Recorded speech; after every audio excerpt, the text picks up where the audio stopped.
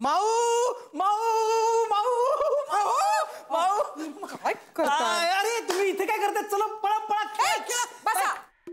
तुम्ही काय बसता त्यांच्या बरोबर? त्यांना अभ्यासाला बसवलाय मी. अभ्यास पूर्ण करा चला. मी आज जाम खुश आहे. मी आज जाम खुश आहे. का? ते मला कळत नाही मी का खुश आहे ते. मला कळतंय. मी सांगू? हो. हा, तुम्ही ज्या माणसावर पैसे लावलेत ना तो माणूस जिंकला असेल. अगं आयुष्य म्हणजे काय शेवटी माऊ? कोणीतरी जिंकतो कोणीतरी हरतो.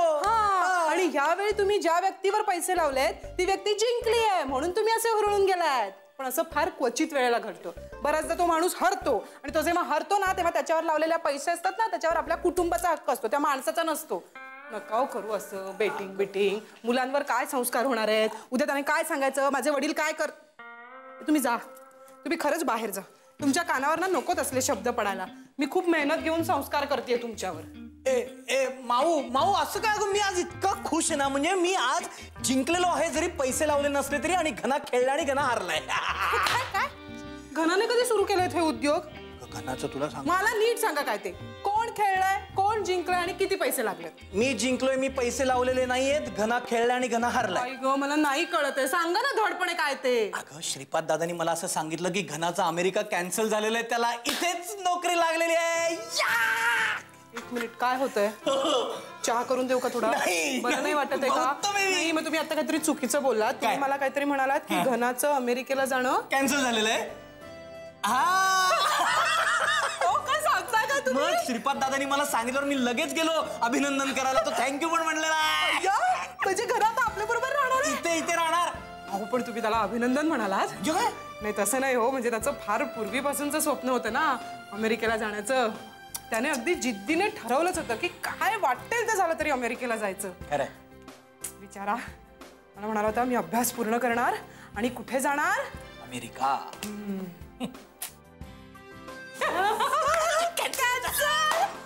चला बरं झालं नाही.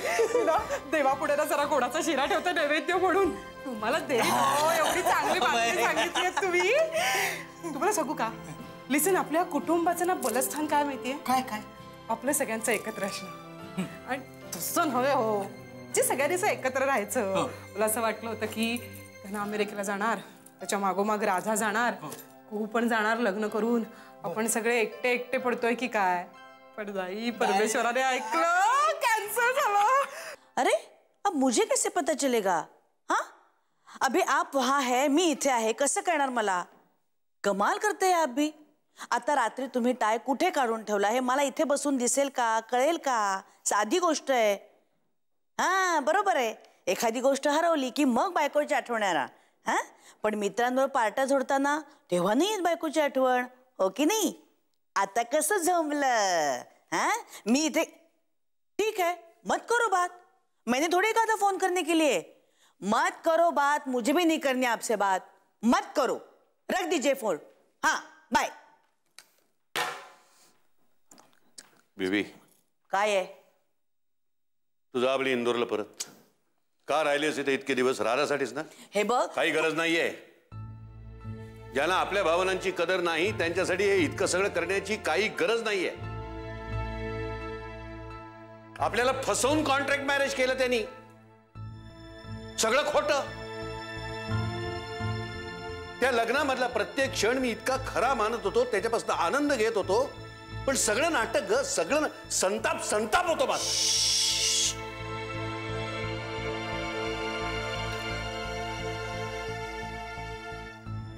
नाही तुला सांगतो, सासरी जाताना जे काय म्हणून ती रडली ना, सासरी जाते म्हणून, हे सुद्धा सगळं खोटं असणार ग, नाटक. नाही रे, ते नाटक नसेलही. तो भूतकाळ आहे. आणि आता राधा किती बदलली आपली. अरे दोघं एकमेकांवर किती प्रेम करतात, पण ते मान्य करत नाहीये. सगळं काही व्यवस्थित होणार आहे. फक्त थोडा वेळ देऊया त्यांना. आणि तू माझी अजिबात काळजी करू नकोस. अरे आत्ता चिडलेत ना माझ्यावर, चिडून फोन ठेवून दिलाय. थोड्याने बघ लगेच फोन करतील मला. अर्ध राज्य जरी मी मागितलं ना तरी देतील मला. हे सगळं ठीक होऊ दे, ठीक व्हावं हीच इच्छा आहे, दुसरं काय.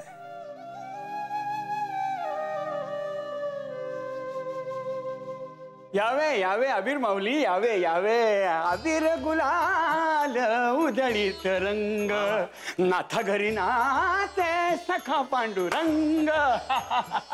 आज कसं काय इकडे उधळलात? म्हणजे का येणं झालं गडावरती? काही नाही, घोडदौड करावीशी वाटली, आमचे घोडे उधळले आणि तडक येऊन पोचलो गडावर. वा, म्हणजे माई माऊलींच्या मनात काही वेगळी योजना तर आली नाही ना? योजना माझ्याच मनात आली आहे, पण म्हटलं मासाहेबांच्या कानावर घालावी म्हणून तडक हजर झालो. आपली परवानगी असेल तर. लाजवत आहे माऊली, मला लाजवत आहे. अहो, माई माऊलींचा वरदहस्त आपल्या मस्तकी असताना माझ्यासारख्या पामराने मध्ये काही बोलणे म्हणजे हे बरे नव्हे. फक्त एक विनंती वजा अर्ज असा आहे, आपल्या या योजनेचा उपयोग घना माऊली आणि राधा माऊलीच्या भल्यासाठी व्हावा ही ईश्वर चरणी प्रार्थना. ईश्वर ईश्वर ऐक ना माऊली, ईश्वराच्या चरणी अर्पुनिया माझ्या मना, बर का, ईश्वराच्या चरणी अर्पुनिया माझ्या मना, एकच कामना करीते सर्व जना. असाच उत्तुंग उभा राहो अश्वत्थ प्रभात, माझ्या पाठीशी उधळून प्रकाश. चांगलं आहे, हे काही वाईट नाही. हे ऐकून सारे आता येथून निघावे हेच बरे. बेस्ट ऑफ लक आपण हे घ्यावे आणि रजेला आमास द्यावे.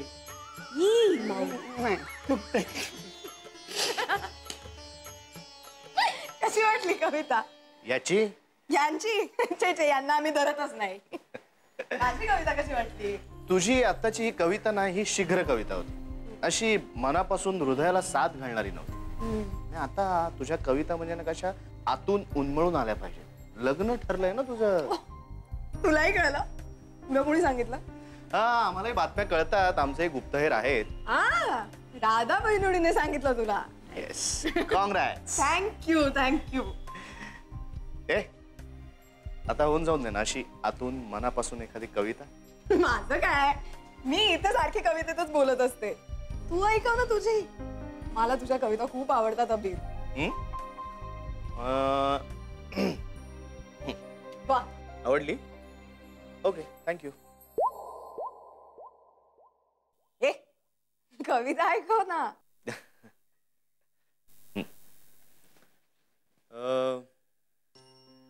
तुझ्या डोळ्यात एक ढग दाटलाय, तुझ्या डोळ्यात एक ढग दाटलाय. वारा उन्हाळ तुझे केस उडवतोय अस्ताव्यस्त, आणि तो चंद्र, तो पण तुझ्या उंजळीत विसावलाय, शांत क्लांत. रानफुलं उमलली आहे तुझ्या मनात, आणि काळोखाने घेतलंय तुला कवेत माझ्यासाठी.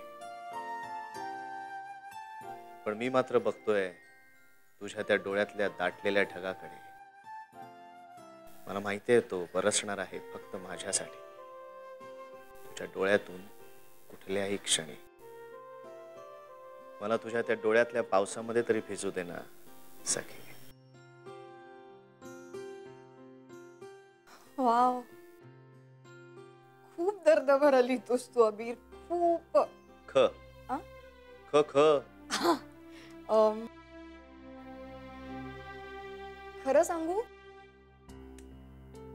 खरं सांगू मला कळतच नाही तुझं माझ्याकडे बघणं. खरं सांगू मला कळतच नाही तुझं माझ्याकडे बघणं, आणि तरीही मला हे जग विसरायला लावणं. खरं सांगू मला नाही समजत तुझ्या अबोल्याची भाषा, पण तरी सुद्धा न बोलता कळून जातं अचानक सारं काही. खरं सांगू मला नाही माहिती माझ्या पापणीच्या केसाला फुंकर घालून तू काय मागतोस ते, पण जाणवतं की मी तुझी होणार आहे कायमची. जाणवतं. वा वा वा, क्या बात आहे. त तुला जाणवतं.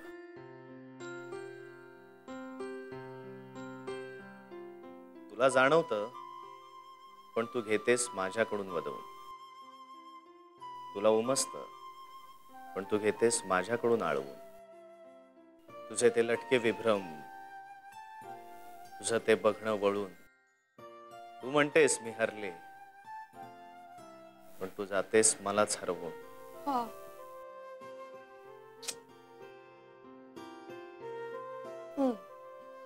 हरवून ना, न म्हणजे माझ्यावर न. एक एक एक एक एक टाइम प्लीज, थोड्या वेळासाठी प्लीज. हा नाही काय, मी बाकीच्यांना भेटलोच नाही. आधी सगळ्यांना भेटून येतो, मग आपण आपल्या कवितांच्या भेंड्या चालूच ठेवू ना. चालेल. तोपर्यंत तू न वरनं आठवून ठेव. हा राधा कुठे आहे? आहे ना. हा म्हणजे राधा आणि घनश्याम दोघं येत. आहेत दोघे. मी येऊ तुला सोडायला? नाही तू थांब, मी जाऊन येतो. तू तोपर्यंत आठवून ठेव न वरून. Yes sir. अबीर काकू, सुप्रिया काकू.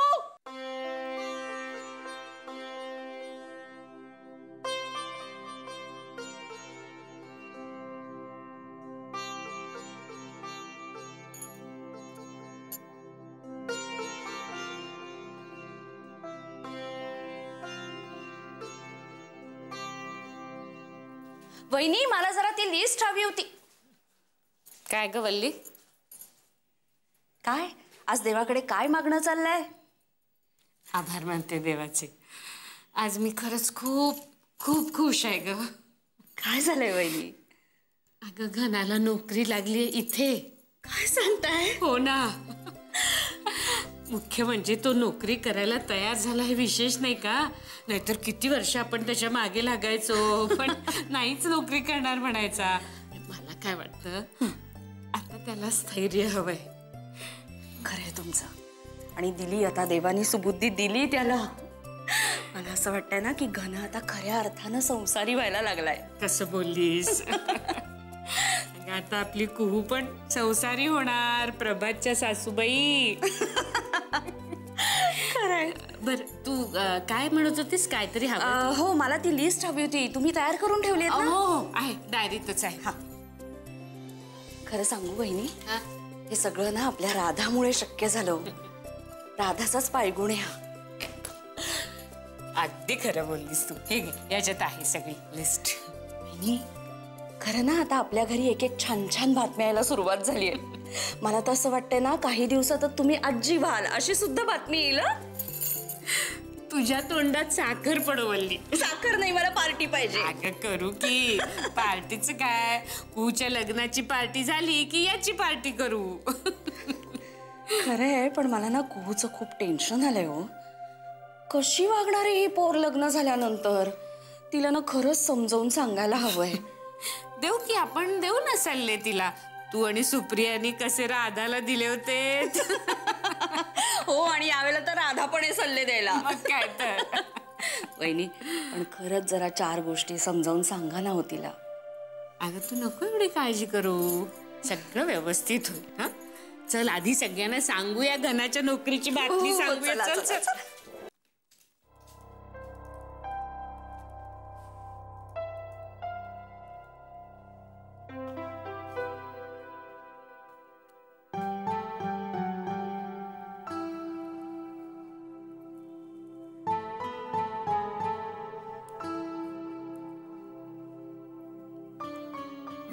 राधा,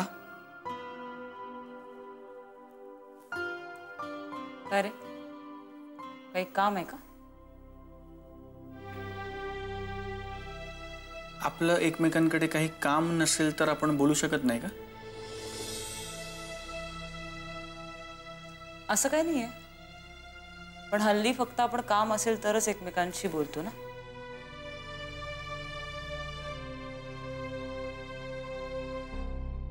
मी जर तुला एखादी कॉम्प्लिमेंट दिली तर तू ती हेल्दीली घेशील का राधा? तुला मला खरंच काही सांगायचं असेल तर प्रस्तावना करू नकोस, सांगून टाक. आणि तुला सांगताना जर ऑकवर्ड होत असेल किंवा ती कॉम्प्लिमेंट मी हेल्दीली घेऊ शकणार नाही असं वाटत असेल तर सांगू नकोस. कारण काय आहे घनश्याम, जाऊ दे इट्स ओके.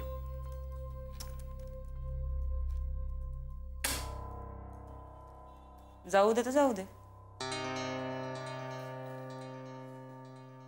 तू खूप छान दिसतेस आज.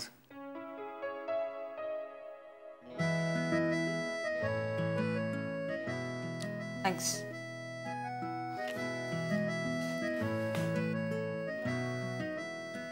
काहीतरी वेगळं केलंस ना तू? नाही. हो का? नाही म्हणजे मला असं वाटलं की तू काहीतरी वेगळं केलंस हे म्हणजे वेगळी हेअरस्टाईल केलीस किंवा वेगळा ड्रेस घातलायस किंवा नाही रे, मी काहीच वेगळं नाही केलंय आज खरं तर. हो या आधी येऊ का? अबीर, हाय, तू कसं काय आलास? तुलाच भेटायला आलोय. ए राधा, न्यू इयरिंग्स छान दिसतायत तुला. अरे नाही, कानातलं जुनच आहे, मी आज खूप दिवसांनी घातले, तू पहिल्यांदा बघितलंस. हो मे बी. नाही पण हे मोठे कानातले छान दिसतात तुला खरंच. ऍक्च्युली तसं तुला सगळं छान दिसतं.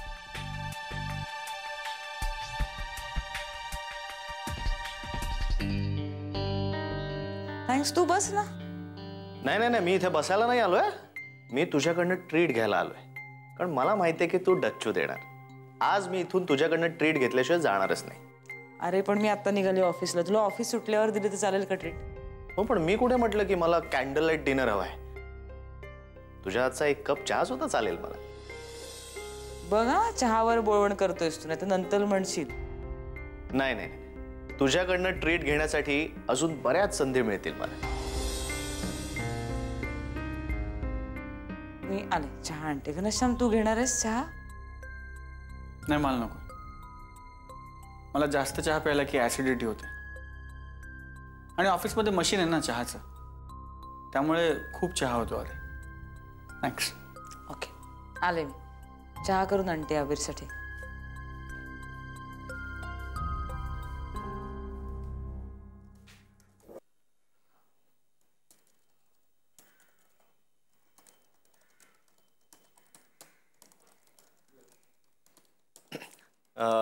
सो घनश्याम. So nothing. अरे नथिंग कसं? महेश मला म्हणाला की तुला जॉब लागलाय. कॉंग्रॅट्स. थँक्स. ए आता तुझ्याकडनं पार्टी हवी आहे मला. नक्की. पण बरं झालं ते अमेरिकेचं खूळ तुझ्या डोक्यातनं गेलं. ते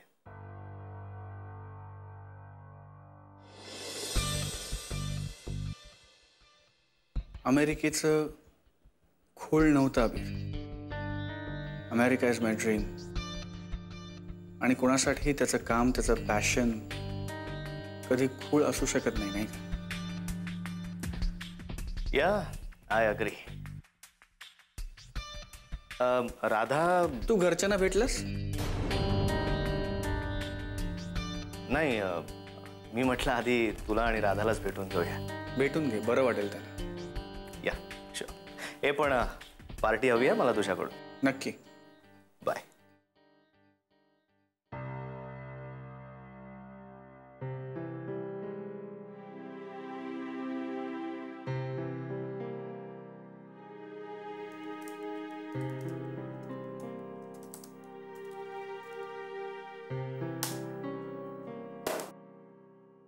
पुढे गेले त्यांचा शोधितही मार्ग, चला जाऊ पुढे माग शोधित आम्ही.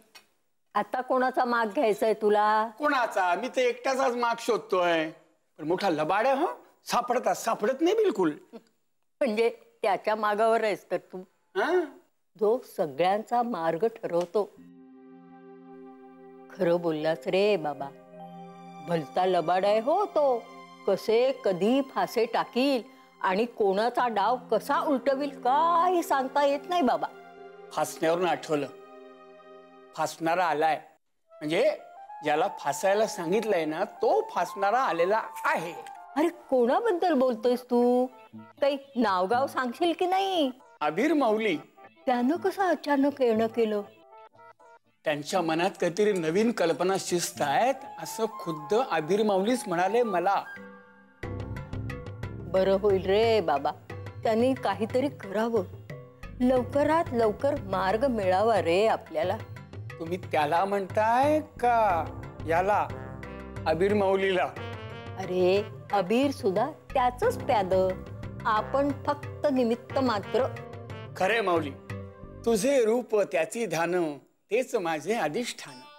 मग जा, अबीरला मी बोलावलंय असं सांग. हा सांगतो. अहो प्याद, नाही, अबीर माऊली.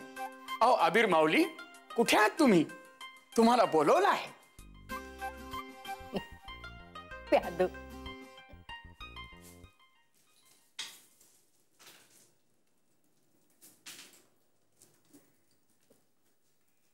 अबीर कुठे गेला?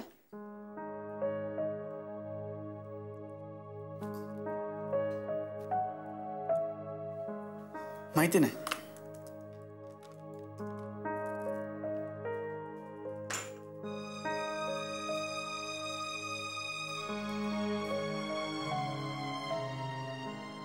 तुला काय झालंय अचानक? काय नाही का?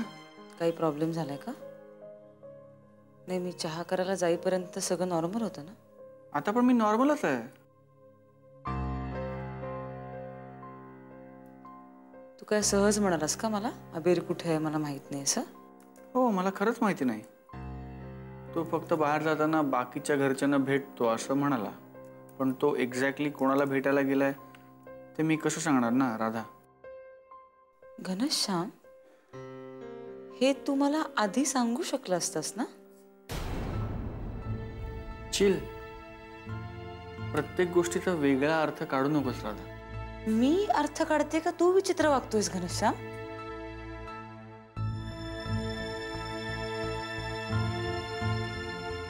ओके,